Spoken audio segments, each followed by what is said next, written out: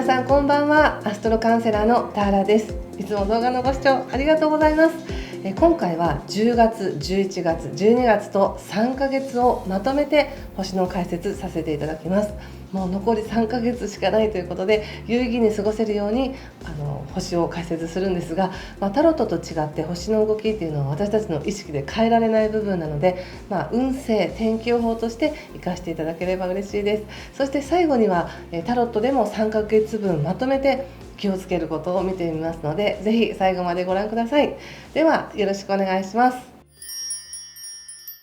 では大牛座さんの今後3ヶ月をお伝えします。まず10月からなんですが、10月はお仕事とか働き方、日常生活が非常に強調されています。やるべきことをコツコツやるぞとか、このままこの職場でいいのかなっていうことを非常に考えそうな時ですね。今この大下さんは非常に運勢を盛り上げられている時なので、いろんな変化を感じていらっしゃる方も多いと思うんですが、その変化の中で特に10月っていうのは自分のその健康だったりとか、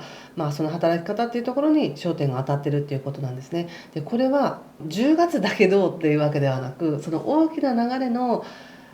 自分の生き方が変わるとか、在り方が変わろうとしてる変化の中でもう一回自分の健康を見直さなきゃいけないとか、本当にこの職場でいいかをここで決めさせられるみたいな感じがあります。で結論は別に今出さなきゃいけないわけではないんですが、やはりどんな自分になりたいかということを考えさせられる時なんですね。でやっぱりそう思ったり願ったり意図すれば、やはりそのようになる、そのように現実が作られていくわけですから、運勢はあったとしてもね、その運勢の中で自分がどう動いてどういう現実を作るかっていうのは全部自分次第だと思うので、そういう意味で今の仕事でいいのかなとか、今のバイタリティのままで自分がやりたいことを本当にできるのかなっていうことを考えさせられるということです。で10月の中で特に大事なのが10月15日の、日食なんですね。でこの日食の時ってちょっと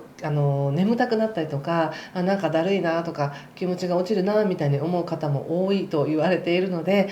特に今大牛座さんは10月がね、健康とか自分のことを考えましょうねっていう時なので、もしかしたら仕事に対してやる気が出ないとか、もしくはやる気はあるんだけどやることが山積みみたいなこんなにこなさなきゃいけないのみたいなことが山積みだったりとかして、ちょっとしんどいなと思うかもしれません。でもその10月の中旬前後に感じることっていうのがまさしくそのヒントで、本当にこれは今の自分に合ってるんだろうかとか、本当にこれから自分がなっていきたい自分にふさわしい努力なんだろうかっていうことを感じて、決断していっていただくっていう流れになります。でも10月って10月の9日以降っていうのは、恋愛運とかね、楽しみっていうのもあるので、自分の好きなことをやるために、何か自分にご褒美がある、これをしたいがためにじゃあ生活整えようとか仕事頑張ろうっていう、そういうなんかいい喜びもあると思います。そして、ちょっと戻りますが、10月12日から人に対して積極的になっていけるっていうのがあるので、悪く出ると誰かに対してイライラするとか、なんかちょっと突っかかっていきたくなるっていうのもあるかもしれませんが、よく言うと積極的になれる、見過ごしたりとか、いいやって流さずに誰かに対して一生懸命になれる、ちゃんと突っ込めるみたいな、そういうのがあるかもしれません。これはぜひいい風に使ってくださいね。その自分がおじけづいたり遠慮することを、やはりこの人と関わっていきたいと言って一生懸命向き合っていくとか、例えばオファーをするとか、関わりたい仕事のことも考えやすい時なので、お仕事を選ぶ時に、面接を受けに行くとかですね、応募してみるとか、そういう積極的な人に対して、何か物に対して積極的に動いていくっていうのも12日以降できるようになります。さらにはね、10月24日からパートナーシップが強調されていますので、気持ちは12日からすでに積極的になっているんですが、24日から人間関係がすごく豊かで、言うならば12日ぐらいに例えば応募したり面接受けたりして、実際は15日以降もしくは24日以降、10月の末から何かそういう面接受けたり契約が決まっていくっていうこともありえます。で特にそんな仕事の契約とか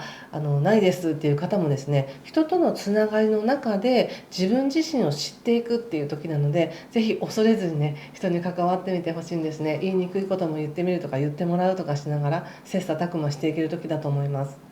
はい、そしてもう一つ10月29日が部分月食なんですが、この月食はね、牡牛座で起こる月食なので、非常に皆さんも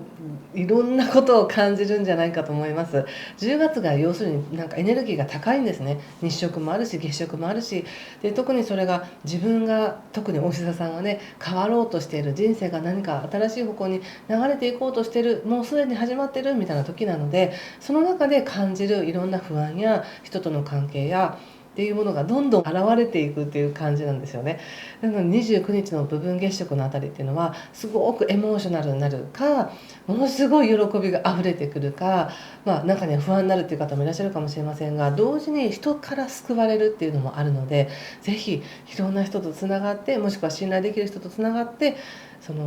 この山をね越えていってくださいね。そうするとすごくもう29時過ぎてすぐに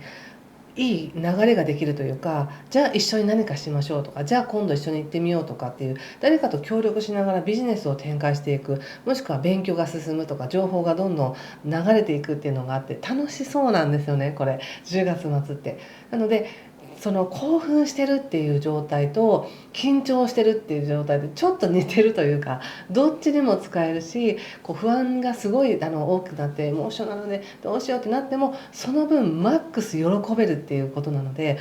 とっても楽しみです、10月がね。気をつけることというか、流れ的にはとにかく10月の前半は自分の健康や自分の仕事のことをちゃんと考える。でも喜びもあるから、それに対してどのように調整していくかを決める。で10月の15日以降、特に24日以降っていうのはパートナー運が非常に優れているので、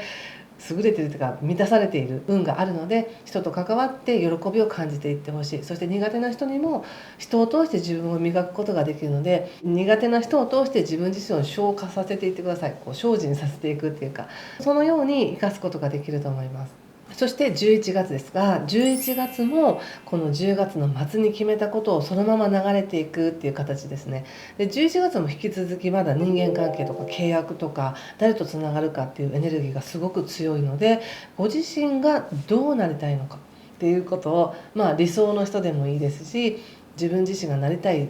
形でもいいですし、状態っていうものを思い描いていただくと、そこに近づいていける、そこと関わっていける、だんだん強調していけるっていうのかな、同調していけるようになります。で特にそのエネルギー強いのが11月13日の新月ですね。この新月でそこで意図してください。自分はこうなるとか、この人と仲良くするとか、こうするっていうふうに、別に誰かという人じゃなくても物じゃなくても、ご自身がそう決めることによってそれにふさわしい協力者が出てきたりとか、関わる人が出てきたり、関わっていけたりっていうことなので、とっても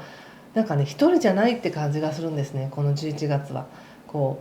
一人で頑張ってるんだって思ってたとしても、実はすごく見守ってくれてる人とか応援してくれる人がいて、ちょっと声をかけたらすごく反応がいいとかね、人から声をかけて行ってみたらすごく良かったっていう形で、誰かとなんかシーソーみたいにね、上がったり下がったりするかもしれませんが、誰かとの関係を通して、自分っていうものをすごく強く持てる、自分を知れる時で、一緒に何かするって別にニコイチじゃないんですよね。シーソーみたいな感じなので、もしかしたら離れてるかもしれないし、もしかしたら協力者じゃなくライバルみたいな形かもしれないんですけど、でもすごくいい感じで人に満たされる1ヶ月になりそうです。それから11月22日以降、そうですね、もしくは27日が満月なんですけども、この辺り11月の本当最終週みたいなあたりは、この辺りちょっとお金のことを考えてるかもしれませんね。ただ会社員の方でね、どれだけ頑張ってもお給料は変わらないんだっていう方も多いと思うんですが、こういう時って例えば入ってくる収入は変わらなくても、自分の評価っていうのがすごく上がる時なんですね。なので11月の末あたりっていうのは、自分の評価が上がる、なんか査定が上がるとかあるかもしれないですし、自分自身の価値が上がるっていうふうに思っておいてください。それがもうすぐに収入として入ってくるっていう方もいらっしゃるかもしれませんが、収入っていうよりも価値が上がる方がいいんじゃないかなという感じはしますけどね。そういう見えない恩恵として、なんか巡り巡ってやってくる運があるよっていう感じでしょうか。そしておそらくこの10月とかに決めたこととか始まったことに対して、11月の末ぐらいからね、分かった頑張るみたいにすごくトンネルを掘っていくような、努力していくようなバイタリティがあります。この時粘り強くやるぞみたいな感じですね。なのでお金に関しても絶対に稼いでみせるぞとか、こうやってやっていくんだみたいな、そういう強い意志情熱があると思います。はい、そして12月もこの情熱をもとにずっと頑張っていけるんですけれども、その中でも12月5日からまたね、人間関係にちょっとポッとした優しさが来るっていう感じがあるので、これは単純にモテるとか、自分が心地よくなる人との関係性があるとか、優しくしてもらえるっていうこともあると思います。12月13日がいて座で起こる新月なんですが、この新月は、お牛座の皆さんにとってはね、深いところで決意するようなタイミングで、何をって言ったら、おそらく稼いでいく方法、どうやってお金を貯めていこうかとか、どうやってお金を増やしていこうかとか、株とか保険とか、そういった自分の価値、財産というものをどうやってつけていこうかっていうことを決めるのにふさわしい時です。そこでご自身がどうしたいと思ってるかっていう、その漠然とした思い、なんとなく将来に対して不安だなとか、このままでいいのかなみたいな思いをここではっきりとさせるってことなんですね。じゃあこうやって増やそうとか、じゃあこうやって稼いでいこうみたいなのを決めていくのがふさわしい12月13日ぐらいに、ヒントが来ると思っておいてもいいんじゃないでしょうか。でそのヒントが来ることによって安心する、分かったらあとはやるだけってなりますもんね。はい、あとはですね、この13日、12月13日、同じ日から彗星が逆行します。これは1月2日までなんですが、少しその自分の専門性とか、どうやってやっていくかっていうビジネスのノウハウとか、そういったことで少し迷いが出たり、なんか自分がやっていくことに対して自分はまだまだ専門知識が足りないなみたいなことを感じるかもしれませんが、何一つ無駄なことはないので、やってること、努力してることは頑張って続けてください。またね、詳しい来年の流れはこのカベラノートっていう2024年版のノートがもう発売になりますので、よかったら概要欄からそちらご覧になってください。来年の大志田さんの運勢もたっぷりと載せています。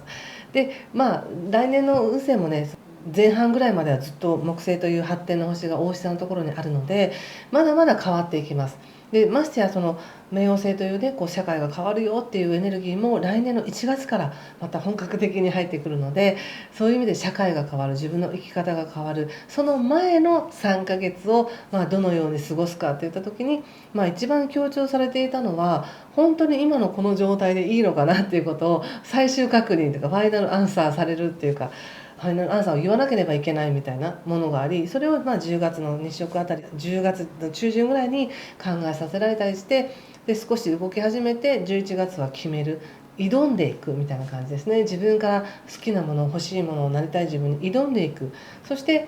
その努力を続けていくことによってサポートされる。で12月は何かお金のことを決めていくっていう流れなのかなと思いました。でここで決めてることっていうのがまた来年ね、年明けてからすぐに社会に反映されるっていう感じがあるので、よかったらそのカペラノートをご覧ください。それが一番早い、情報としては早いです。